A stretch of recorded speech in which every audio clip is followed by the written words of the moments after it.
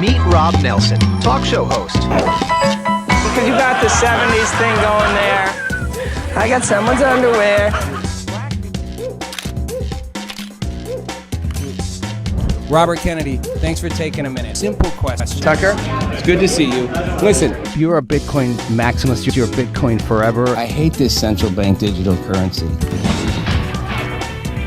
Hey, I don't have all the answers, but together, I know we can find them. hey everybody, welcome to the show. We are testing some new looks and we're going to have an even better look. Just upgrading the whole thing, you know, like time to just get it. Time to get it new, right? Sometimes you just got to upgrade. I'm going to try this one. I like this one better. What do we think? This is live as we go. That's better. That's a better look. I'm actually going to thinking some different colors, backdrops. You know, a lot of the world is about a superficial appearance, you know? I mean, the content can be genius, but if it doesn't look right, you know, and it's all presentation, right? Presentation. You know, who understands this better than anyone is Donald Trump. Trump understands the art of presentation to a fault, I would argue. He literally makes everything a show. He's a showman. Everything is a presentation. Everything is appearance, you know, and we'll talk a little about that, you know, whether it's the White House redecorations, whether it's unveiling a new policy, whether it's a war, it's all presentation, right? I'm going to talk a little about, I'm going to talk about a couple things, and David may or may not join me. He might be boycotting because he doesn't like my backdrop yet, but we'll get there. It says live with Rob Nelson and guest David Gokhshtein, but you know, that doesn't mean he'll make it. No, he's a busy man, you know, building a network. But that's okay if David doesn't join me. I've got lots I want to share, and I get the whole platform to myself. Going to be doing some changes in the show, doing some changes in the way we're kind of building a network here. It's a baby network, and we're going to build it bigger and bigger. And you know, David's kind of helming that. You know, I'm in there. Taylor Ferber, talk to me, Taylor, Landy. It's like building something. You know, building a mini TV network. And I know from, you know, seeing someone do that old school, Roger Ailes, when he built a mini TV network on cable back in the day when cable was pretty early. I mean, there was only CNN was the only real news network. He launched Fox News. Nobody thought he was going to succeed. Rupert Murdoch did. You know, everyone's like, oh, whatever. Like now it's a done deal. 5 years into doing it, he'd already started to get better ratings. It was becoming the #1 news network. Nobody thought he was going to do it at first. Cable news was a challenging market anyway. It was a smart move given how people were consuming information back then. But you know, he was like, I'll build from scratch, and he started with a small number of hosts and long-term, you know, daily programming, news. It was a news network, full-on news, key hosts, and built off there. And now, you know, within 5 years, it was blossoming into a major network. You know, when I was in there, it was growing rapidly and then just kept accelerating and accelerating. Whole different worldscape now, whole different mediascape now, whole different network now. And the environment for news and information is changing. The smaller, you know, call them non-cable networks, the online networks, whether it's News Nation or, you know, OAN on the conservative side, or, you know, even shows like the Young Turks, certain shows, their podcasts become their own sort of platforms, but actual news networks, content's changed dramatically. Donald Trump lived through all of that. And one thing about him that's never changed is he's always understood the importance of how you spin and pitch something. I've always hated that. Not about him. I've always hated having to spin something. That's why I always said I'm not a good salesman. I'm good selling an idea if I believe in it, but you know, I won't sort of make it the most shiny object. With Trump, everything's the best thing ever. We're in the middle of a war. Gas prices are going up again. Oil prices are up. The Strait of Hormuz is still essentially effectively closed. Iran has found the one little piece of leverage they can hold on to, the Strait, because we can't seem to stop them from shooting a couple missiles here and there to ship. And you only got to scare one big tanker or two big tankers, and nobody's going through. Nobody's going to risk it. The insurance costs are off the charts. No one wants to send their ship in there and risk the whole thing sinking and 2 or 5 or 10 crew members dying. No way. Just got to terrorize them a little bit. Nobody walks down the street, right? It's like the bully. So they don't actually need to effectively be able to do much. They just need to be able to shoot stuff from the shore here and there and hit a couple ships, scare everybody off, plant some mines in the middle and make sure nobody goes down it, because who wants to risk hitting the mine? And the idea of us escorting everyone through was complicated and expensive. And, we don't want to do it alone. We'd want Europe to join in and, our allies to help, like, let's get everybody's ships through. That's, the Operation Freedom or whatever it's called. The bomb the crap out of Iran campaign, Operation Epic Fury, worked really well. And Trump, again, always sells it. We sunk their Navy. All their ships are at the bottom of the sea. We grounded their Air Force. There's none left. We destroyed most of their ability to rebuild missiles, significantly reduced their capacity, and to build drones. And we took out a lot of their infrastructure and command and control and their leadership tiers 1 and 2 and down to 3. But what we didn't do was stop them from being able to continue to operate. And Landy and I have argued about this, and no one's here to defend them, their own case here, but I'm really clear about this. I'm not saying we didn't think ahead. Chess was invented in Egypt and perfected in Persia, which is now modern Iran. You can win at chess with a knight and a rook. With a rook and a pawn. You have to have your king, right? But you lose chess when you don't have your king. You got your king and a little pawn and a rook, and you can win at chess. You can get checkmate on the other side. You can draw the king out. You can either get your pawn down and turn it into another high level asset piece, or you can just force the king into a checkmate. I feel like Iran knows how to play chess. They can't beat us militarily. Trump is right. We sunk their Navy. We grounded their Air Force. We wiped out their command and control. We took 2 tiers of their leadership down. We decimated them. We strangled them economically. They're starving. They can barely pay people, but they can still launch missiles. And we can't get all their missiles, and we can reduce their capacity to make missiles.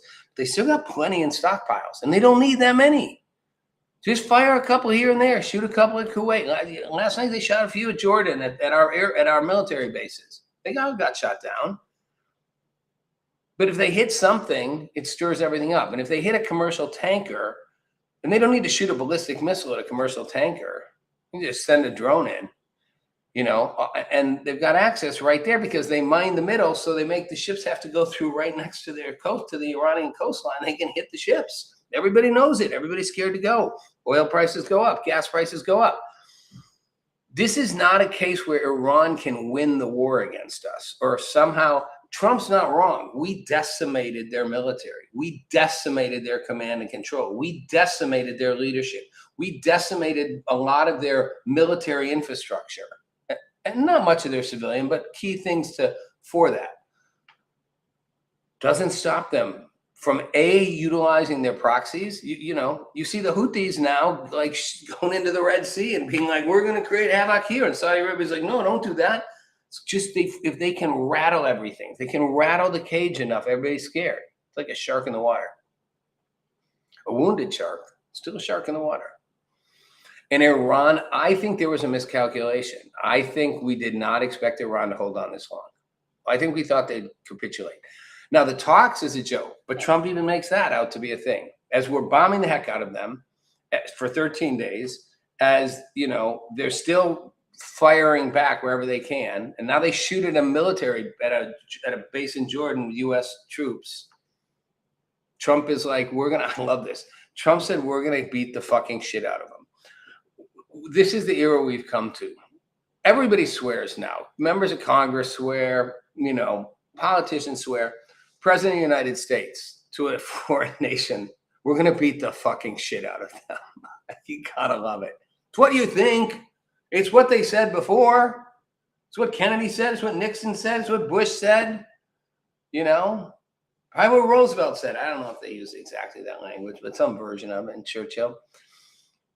But now you just say it. We're going to beat the fucking shit out of them. Okay. Meanwhile, he's like, but we're still talking because they desperately want a deal. Okay. This is where the sales part doesn't work for me. I don't buy that they desperately want a deal, and I don't think most people do. Most importantly, I don't think Iran buys it. Iran doesn't desperately want a deal. There may be elements of Iranians' leadership, as fractured as it is, that want some version of a deal on their terms. They don't give up control of the Strait of Hormuz. They've said, we will never intend to do that. That was the whole only thing in the memo of understanding, which, by the way, it's the first time I've ever seen a war settled with a memorandum of understanding, like it's a business deal. But, that's Trump. This is the only thing they agreed to. Everything else was going to be in talks. And they're like, well, we're not agreeing to that. We're not giving up control of the Strait of Hormuz. Why would they? It's the only thing they have. It's the only leverage they've got. Like, they give that if they got nothing. With that little control, again, all they got to be able to do is terrorize a ship here and there, and nobody's coming through. It's like massive leverage. If you take that away, they've got zero leverage. What are they going to do now? Oh, technically, they've got their proxies. But, Lebanon's coming after Hezbollah. Israel's going after Hezbollah. That's, in Lebanon. The Houthis, now the Saudis are kind of after the Houthis. Hamas is its own problem, and it's not really factoring in. Their proxies are weakened, massively weakened. Their leverage is gone if they don't have the Strait. It's the only thing they have. That and the ability to shoot missiles at neighboring Gulf countries, like here and there, and, aiming at power plants and desalination plants, hit the water, right? It's a bunch of deserts. It's all built on these water plants that move water. They're not going to give that up. You don't have to be a PhD. This is, we're going to get to Fauci and COVID. You didn't have to be a rocket science to figure out that COVID came out of a lab, not a wet market. You have to be a rocket science to realize that cloth masks aren't going to keep people from getting a disease. You didn't have to be a rocket scientist to realize that the vaccine that was a cure-all didn't stop people from getting it. And then the minute it didn't stop people from getting it, which was the point of the vaccine, they said, that's not really the point. The point is so you don't transmit it. Okay. Didn't do that. So then they shifted. Well, that's not really the point either, because it's transmittable whether you have the vaccine or not. You get the disease whether you have the vaccine or not. It's a flu virus that shifts and mutates all the time. So the vaccine you have today is probably not going to be good in 6 months, thus the boosters. And people just bought it one after the other. But it's like, at some point, you can't be that stupid. I didn't have to have a degree in science or, epidemiology to know that it made no sense that cloth masks were going to keep a disease. I mean, you can spit through a cloth mask. A cloth mask, like I'm talking like a bandana. Everyone's wearing bandanas. Meanwhile, they're sitting 6 feet apart. Like, who made up that? But you can fly on an airplane with an open middle seat. And you can sit at a table at a restaurant as long as you wear the mask when you walk around. Common sense. This was all common sense. It didn't come out of a wet market. It came out of a lab that was right in that city that was doing gain of function research. Not rocket science. Common sense. Common sense, same thing when it comes to Iran. They don't need much to if they can disrupt the ship flow through the Strait of Hormuz, they affect a massive amount of energy production. It doesn't ultimately hurt the U.S., but it hurts the world economy, and it hurts the world energy markets, and that raises the cost of energy. That raises the cost of gas. That pushes up inflation. We'll get to the Fed, who didn't lower interest rates today because they're trying to battle inflation. By the way, sidebar. First, most Fed meetings are really predictable. This was like the unpredictable Fed meeting. The timing was predictable. The meeting itself was unpredictable, which I'm kind of liking. I'm kind of liking that we're not, it's not whatever. And the bond markets, treasury markets totally reacted saying, we don't like this strategy. That's a whole nother, that was a long sidebar. So we got 3 going here. We got the Fed, we got Iran, and we got COVID and Fauci. We're going to wrap them all up into this. But so just leaving it on Iran. I don't think anybody buys except like Landy and maybe David. I don't even know if David does. No, and some other people who really, and again, I don't want to just say they're just Trump backers, but they kind of think that there's an omniscient 3D chess game going on. I am not suggesting that America's military planners are not sophisticated thinkers and haven't chess planned this out. They are, and they've looked at every option. I think they were also aware that this was the option they hoped wouldn't happen, that Iran would not decide to exert control over the strait and hold on to that control. That they would, if we hit them hard enough and squeeze them economically enough, they would want, I think the hope was we'd literally collapse the regime. We didn't. Then it was, the hope was, I think, we'd weaken them enough that they would, come to the table, which they did without any intention to make a deal. And anybody who thinks they were going to make a deal, you're smoking crack. Like, again, that's like believing the wet market thing. They don't want to make a deal. They wouldn't even agree to the one thing they agreed to in the memo. And then they started shooting at everyone the whole time. It was the ceasefire that wasn't. And then we started shooting back and we bombed them for 13 days. And then they last night surprise attack on American troops in Jordan. Didn't hit anybody because they shot them down. But still, Trump's like, we're going to beat the fucking shit out of them. But we're talking because they really want to make a deal. They don't really want to make a deal. Sorry. They don't want to make a deal. There's no deal that works for them. They are a revolutionary government founded on a revolutionary ideology whose goal is a religious mission to wipe out Jews, the state of Israel, the Zionists, and the Western culture. Period. That is their modus operandi. They're a scorpion. They live to sting. A deal to do what? Give up the one leverage point they have, the Strait of Hormuz? They're not going to do that. It's the only thing they got. To give up their nuclear weapons program. There were already clearly videos showing it. They're already moving centrifuges or something into Pickaxe Mountain, right? We know that. That's why they're debating, do we bomb Pickaxe Mountain? But it's 350 feet underground. So our last bunker bombers last year only went 200 feet. So maybe we can't. Troops on the ground? Ooh, not good for American politics. Unpopular war, send in troops? No, even if the goal is right. And Iran's ability to have a nuclear weapon. This country with a nuclear weapon, I mean, look what they are with control of the Strait of Hormuz and some drones and a few ballistic missiles. Imagine if they have a nuclear weapon. And they already have ballistic missiles. Man, they just fire that baby off toward Israel and it's game over for Israel. And game over for the Middle East because then you got a massive all-out war. Can't get a nuclear weapon. But that said, the way to keep them from doing it is they'd have to agree not to, and their agreement's worthless. So unless Trump wants a paper deal where they promise to do things, which they can't even follow through with their promises. They're like a drug addict. They can't even last 24 hours without breaking the promise they just made. We promised to give up the Strait of Hormuz. Oh, except not. And we never said we promised that, and we never will. We want a ceasefire, except not. We're going to keep shooting at everyone, and we're going to tell our proxies to shoot at everyone. Wow. No, but we really want a deal. No, you don't. You really don't. And the only answer to this is we have to squeeze them until they economically collapse. And I think the problem is, I think American military and economic planners are going, Treasury Department, Scott Bessent, all those guys, Pete Hegseth, General Kane, are struggling with how long will this take and when will they actually collapse? And I think we're realizing the military option isn't very good because as long as they hold on to a little bit, they can still wreak havoc. And we literally are running our munitions down, even though Trump says we're fine. I mean, obviously, General Kane said to Congress, and Vice President Vance seemed to acknowledge it. We have an issue of resupply. You can't just make drones. Don't take long to remake. The kind of weapons we're using take time to remake. We're burning through the stockpile. The military is like, we need to have those. We become vulnerable without them to other problems in the world. So it's a conundrum. Not easily solved by just a nice spin. I don't know what happens here. Nobody can convince me Trump doesn't care about the midterms. Certainly the rest of the Republicans do, and the American people do.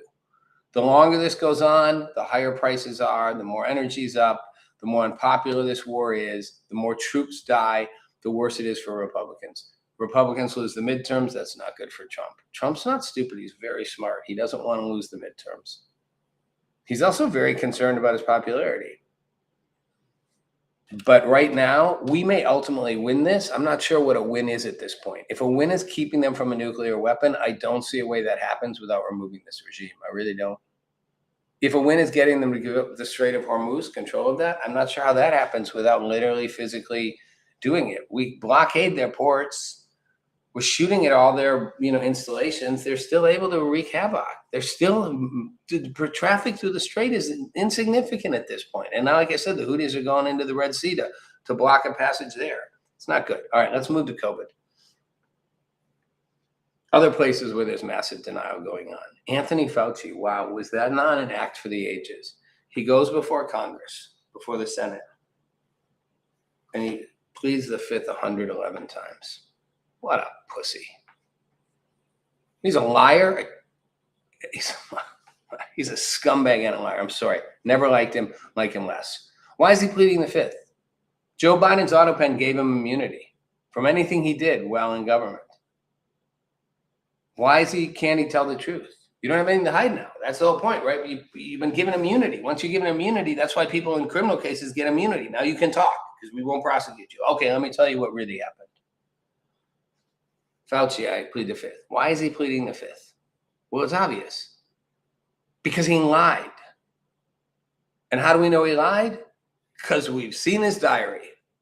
This is the height of hubris. One, his diary, how much self-importance he put in there. I'm the most famous man. I'm not making this up. I'm paraphrasing, but I'm the most famous man in the world. Everybody wants me on. I'm more famous than anyone. Wow. He's like a media whore, like beyond belief. And you see it in his own diary. His enthusiasm for being invited in on all these shows and how important he is and how powerful his words are. That's obnoxious in the middle of a pandemic. But what's scary is how he actually lied. He told us in 2020, in February, that the virus came from a wet market. It did not come from a lab leak. He wrote in his diary around the same time. It's apparent it probably came from a lab leak. Which, of course, it was apparent it came from a lab leak. How retarded do you have to be, which most of the country seem to have been, and all of the media, well, 90%, that they thought it came from a wet market. Not from the lab that was doing gain-of-function research down the block. Huh. Wow. Well, Dr. Fauci, Mr. Science, as he once called himself, I am the science. Remember when he said that? Said it came from a wet market. But in his own diary, he said that wasn't true. Why did he lie? We don't have time for the long story here, but the short story is obvious. He was involved in funding the gain-of-function research. It would come back to him. NIH was part of it. It would come back to him. He didn't want it there. He wanted to steer it away. It was self-interest. It wasn't malicious. It was self-interest. And he was happy being more and more important. He lied about masks. He knew masks didn't work. He lied about lockdowns. He repeatedly said in front of Congress, I did not ever encourage lockdowns. He said it in the press too. I never wanted lockdowns. I've tried not to have lockdowns. And then you see in his diary him bragging about how he convinced Governor Newsom to lock things down. And he finally convinced Bill Blasio, the time mayor of New York City, to close down New York City schools. He's bragging, I convinced the mayor to finally do this. And now, I'm going to get to Newsom and we're going to convince that. He literally encouraged these governors and these big city mayors to lock things down. To lock them down. He convinced Newsom to lock down bars and restaurants. I remember, I was in California. I remember when that happened in March. He's bragging about it in his diary and publicly saying, I never wanted that. I discouraged it. The man has lied and lied and lied and lied. And he lied for his own self-interest to protect his ego and his potential culpability and criminal culpability. And he lied for profit and fame. The more he could be Mr. Science, the more he could control it, the more he could keep everybody doing what needed to be done and have all the country, America's leaders listening to him and, what does Dr. Fauci want? Have all the media doing it. Not only did it feed this extraordinary ego. I mean, he makes Trump look like a man with Jesus.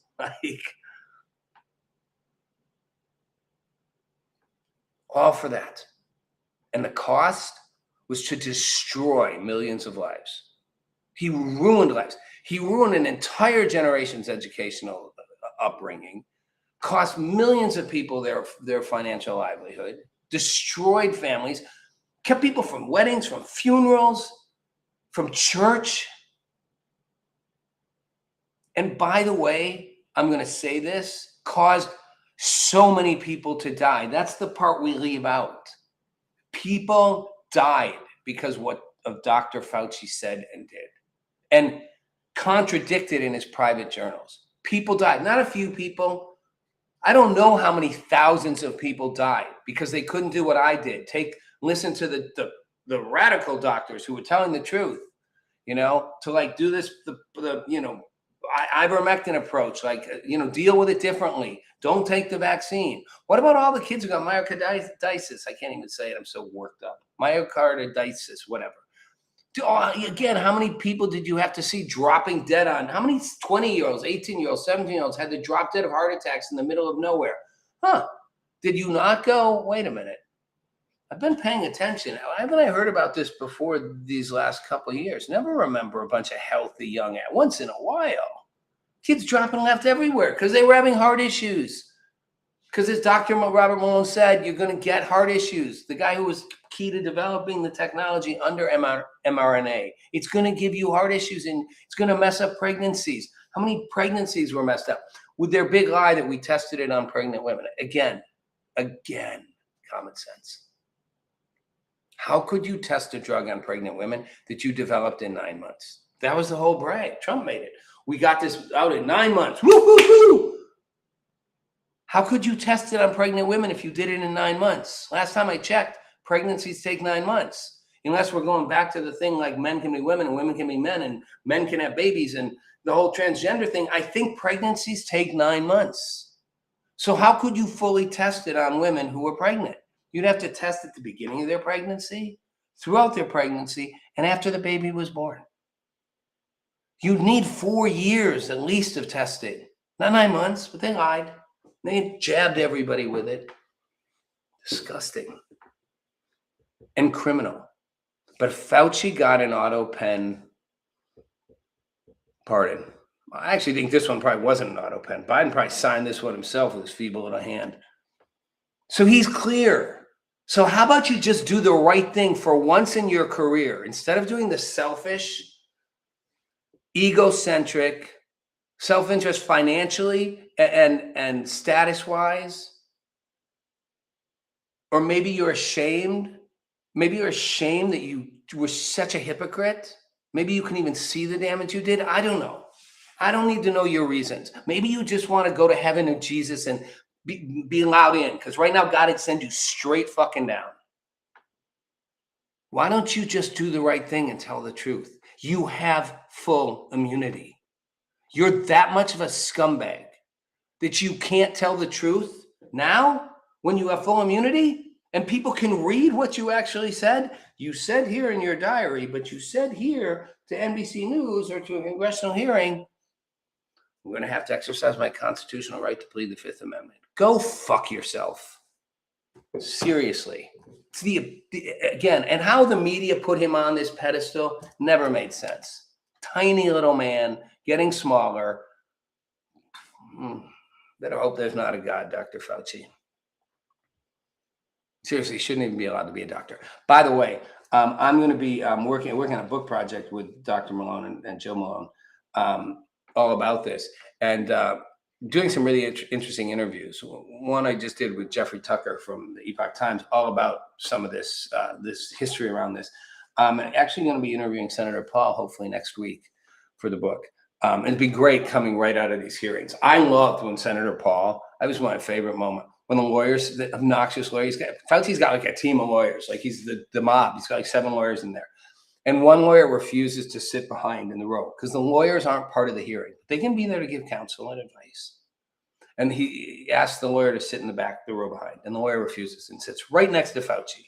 They're trying to make some statement. I don't know if they wanted it to look a certain way in the media, wanted to look like Fauci was under trial or something, right? Because if you're in a trial, your lawyer sits next to you. Maybe they wanted it to appear like to the media, like Fauci's not there testifying. He's got his lawyer right there. But the lawyer keeps interrupting, and Senator Paul is like, stop talking. You're not recognized.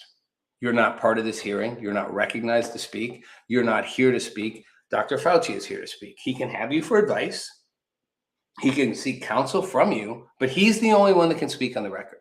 The lawyer keeps talking. Lawyer keeps talking. Won't shut up. Senator Paul says, if you don't be quiet, I'm going to remove you from the hearing. And some Democratic senator says, I'd actually like to hear what the lawyer has to say. And Senator Paul is like, yeah, well, it doesn't matter what you'd like to hear because he's not part of this hearing.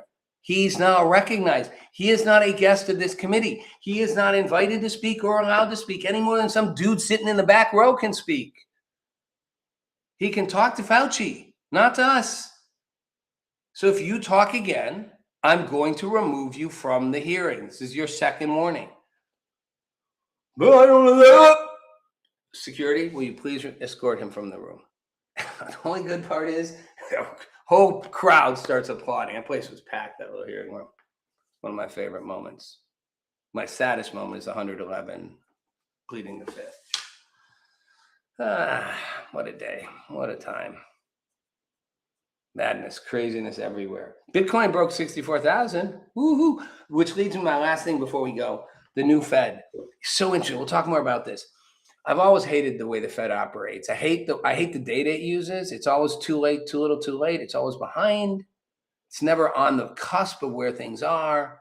It operates, it uses data. I don't even agree with all the data points it uses, much less how it gets them. It's like archaic, while the markets are like in hyperspeed. And then you've got crypto markets moving in too, and markets moving fast, ETFs, even in the crypto space. You've got banks moving into crypto, which is 24/7. You've got all kinds of new indicators, things going on.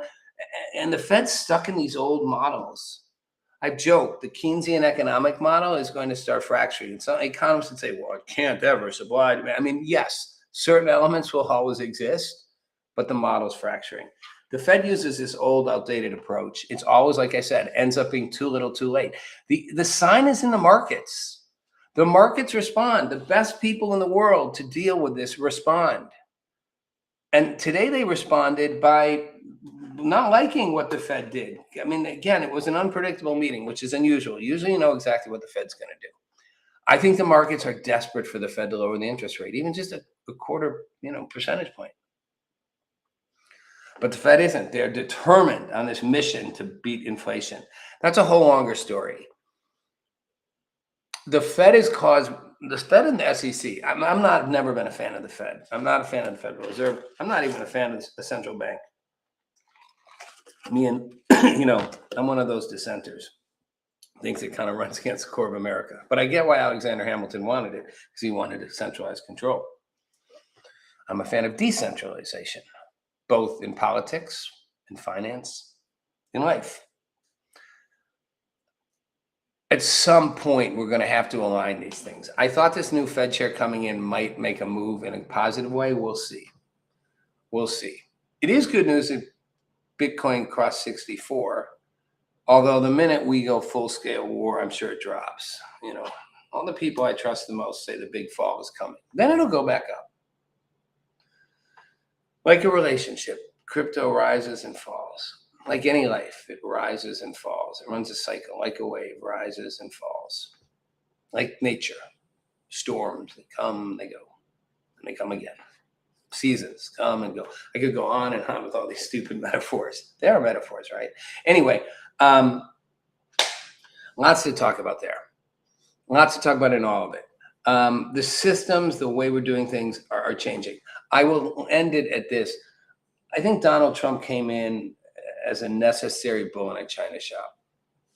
And I think it was valuable and important and risky. And he rattled everyone's cages, and that's good. That rattling needs to continue. He's stopped, in my mind, being as much of a cage rattler. He's become more part of the system. I mean, it's disgusting how much he's profited. I'm sorry. I know you're allowed to make money, and yes, I don't have a problem fundamentally with a president making money while in office, but it's, he's talking about companies right after he's bought them, and the crypto he's made probably billions, which again, I'm a fan of promoting crypto. So, it's just, again, it just looks, it's a certain way, putting his name on everything, it's just never being wrong, going after his biggest allies because they say something they disagree with them, like the Marjorie Taylor Greens, not focusing on what he promised to come in and do, which is really, focus on the American people first, but saying he is, not saying there aren't long-term some things he's doing that are going to be good for that. Bringing production back, the tariff stuff, they are things that are the pain's going to take a little while and there'll be long-term gains. But, I think he's more focused on his legacy and his fame. And he's always wanted to kind of be the international, guy. And, he wants a Nobel Prize. That said, I'm a fan of the Iran stuff, except I'm not a fan that he's half baking it now because he wants to back out and pretend they're making a deal. No, they want to make a deal. They don't want to make a deal. And any deal they make isn't worth the paper it's written on. including the memo of understanding. You can't even have a memo of understanding that works, holds up. All that is like, let's sort of agree to, in principle, we're going to try to work toward these goals. And some of them we're going to leave vague, but we'll at least commit to this one goal. And within days, they can't even honor any of it. Wow, that is real great sign for what the long-term deal is going to look like. As if they'd ever get a long-term deal. Iran would stall, obfuscate, do everything they can. Meanwhile, all they want is a respite. They need time. Every day, every week, every month they get that they're not being bombed or strangled is a victory for them. They can hold on, fight a little longer, live another day. They're not winning this war. They're surviving. But I think Trump's become at this point, in some ways part of the problem. I'm being generous in saying in some ways. He absolutely has. And, his loyal following will worship him no matter what he does or says, but he's losing a lot of support. He's losing a lot of support from some of the original MAGA people, Marjorie Taylor Greene. I know a lot of friends in that camp. And he's losing support from a lot of independents. And that doesn't mean he's not doing certain things right. And he's way better option than Kamala Harris would have been, or Gavin Newsom could be. Democrats suck at the options they're bringing to the table. Hopefully we're seeing a realignment and we're going to see what Trump started. And I'll give him credit. He started it. He broke through. He was the first one to be the bull in the china shop. The outsider who came in did it. And then he did it a second time after losing in the middle. And let's be fair. The media and Democrats beat the crap out of him. It wasn't fair. They changed the rules, moved the goalposts, tied his hands behind his back, kept on hitting, and he still survived and won. Got to give the guy credit. He's a fighter. He knows how to win. And I think that was a good thing. He gave a shock to the American political system that it needed. Now we need to carry that shock forward. We need to push the drive for more independence in politics, for new voices. And I'm not talking about the woke left, please. But they can enter the fray, the DSA, the Democratic Socialists of America. I listened to their co-chair on Fox News with Shannon Bream, who's a lawyer. She asked very fair questions. And I'll admit, some of what she said, I could see her rationale for it. I don't think it's necessarily the right thing, but I could see her long-term vision of certain things. But yeah, it's a little, right? We're not going to become a parliamentary system. We're not going to get rid of the Senate. I get it. The Senate was designed like the House of Lords for the rich, powerful. Yes and no. But to limit access, yes and no. But that's why we had the House. But we're not going to do it. We're not getting rid of the Senate. We're not getting rid of the president having a parliamentary system. We only have two parties, for God's sake. Opening the borders up forever. Okay, that's not going to work. You're going to destroy the existing economy. I get not wanting to throw everyone in prison for everything, but you guys, people that shouldn't be in society. I mean, it's a little utopian and not very grounded in much reality.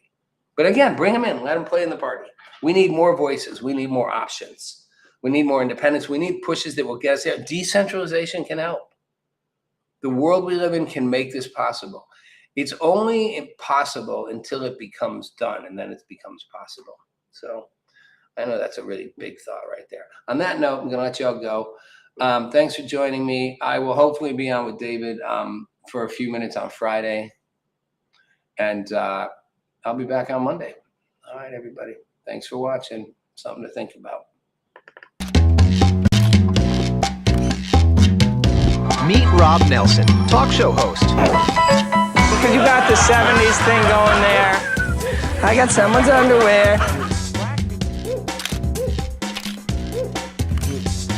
Robert Kennedy, thanks for taking a minute. Simple question. Tucker, It's good to see you. Listen, if you're a Bitcoin maximalist, you're Bitcoin forever.